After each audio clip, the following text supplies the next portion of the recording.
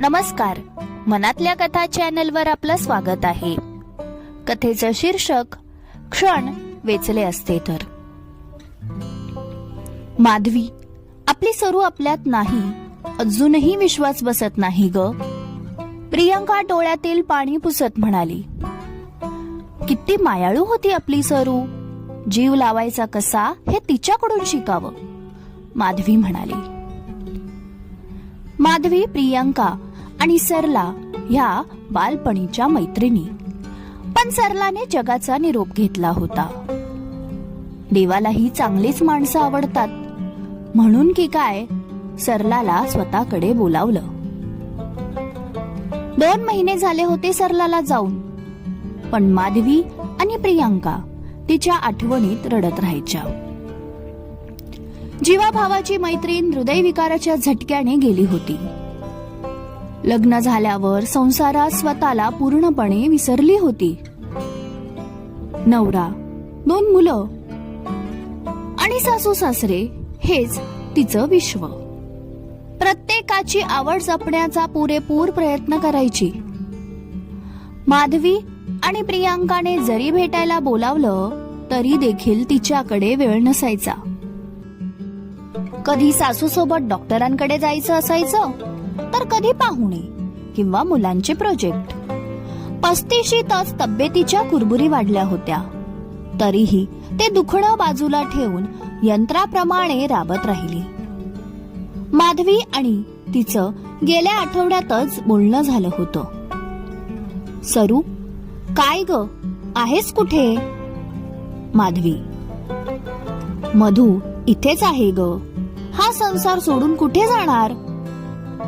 सरू, नुसतं आपलं संसार संसार करत राहते.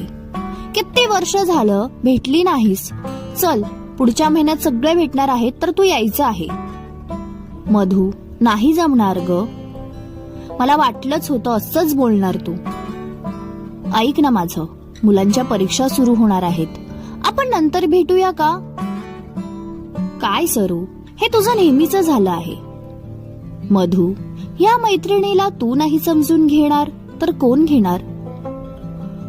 पुरे आता मस्का पॉलिश. ह्या वेळेस मी काही बोलत नाही, पण नेक्स्ट टाइम मला काहीही कारण नको आहे.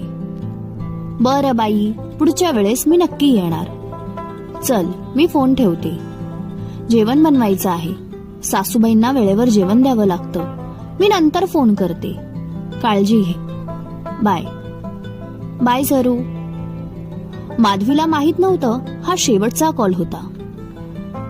प्रियंकाने एक दिवस सकाळीच माधवीला फोन करून बातमी दिली, सरू आपल्यात नाही. तो धक्का होता. प्रियंका आणि मधू दोघीही सरलाच्या सासरी गेल्या होत्या. सरलाशिवाय घर कोसळून गेलं असेल. कित्येक वर्ष तिने घर सांभाळलं होतं. सरलाचा नवरा मनोज घरीच होता. मधू बोलू लागली. भाऊजी, फार वाईट झालं. फारच लवकर सरलाने साथ सोडली. आता तुम्हालाच सारं काही सांभाळायचं आहे. हो ताई. तितक्यात बेल वाजली. एक बाई आली होती. साहेब, तुम्ही बोलावलं का? हो ताई, तुम्ही बाजूला काम करता ना? हो साहेब. भांडी, फरशी, डस्टिंग आणि जेवण ही सगळी कामं करायची आहेत. कराल ना? हो साहेब. ठीक आहे, उद्यापासून या कामाला. ती खुश होऊन निघाली. मधू आणि प्रियंका दोघी थोडा वेळ बसल्या आणि निघून गेल्या.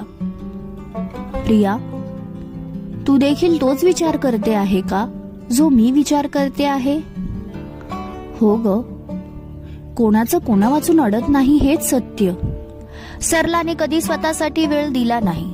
नेहमीच माझी मुलं, माझा नवरा, सासू सासरा ह्याच भोवती तिचं विश्व फिरत राहिलं. तिने स्वप्नातही कधी विचार केला नसेल की असं काही होईल. बघ ना, आज ती आपल्यात नाही. काही क्षण तिने स्वतःसाठीही वेचले असते तर किती बरं झालं असतं, मधू म्हणाली. समाप्त. कथा लेखन अश्विनी कुणाल ओगले. श्रोते हो, तुम्हाला आजची कथा आवडली असेल तर एक लाईक जरूर द्या आणि कमेंट मध्ये जरूर सांगा. आणि तुम्ही अजूनही चॅनलला सबस्क्राईब केलं नसेल तर सबस्क्राईब करा. लवकरच भेटू नवीन कथेसह.